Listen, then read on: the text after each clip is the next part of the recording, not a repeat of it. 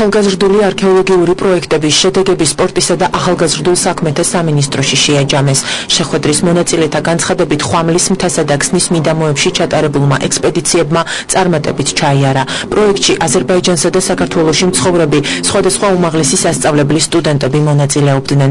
ექსპედიციის ფარგლებში გამოვლინდა აქამდე უცნობი არქეოლოგიური ნივთები. ქსნის ციხეზე, ძალისას, ნაქალაქარზე, მცხეთაში, უფლის ციხეში, ატენში, ანანურსა და ბაზალეთში კი არაერთი ექსკურსია და ლაშქრობა მოეწყო. ჩვენ ვფიქრობთ, რომ მსგავსი ტიპის ღონისძიებების მხარდაჭერა მომავალში აუცილებლად გაგრძელდება. დღეს ჩატარდა პრეზენტაცია თუ რა აღმოჩენები გაკეთდა ხვამზე, აღმოჩნდა წრიული ნასახლარები, რამოდენიმე 1000 წლის წინანდელი ადამიანის ნაკვალევი და ის მნიშვნელოვანი სუვენირები, რაც ერთგვარად მნიშვნელოვანი აღმოჩენაა თუნდაც ქართულ არქეოლოგიაში. პროექტის მიზანი იყო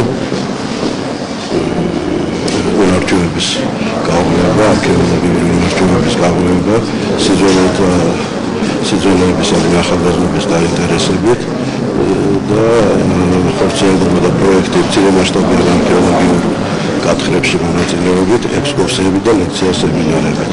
მეორე პროექტი იყო საგრანტო კონკურსში გამარჯვებული პროექტი ახალგაზრდული ბავშვთა და ახალგაზრდა ფონდის მიერ გამოცხადებული საგრანტო კონკურსში გამარჯვებული, რომელიც მოიცავდა ხვამლის მთის დაზვერვებსა და მცირე მასშტაბიან არქეოლოგიურ გათხრებს.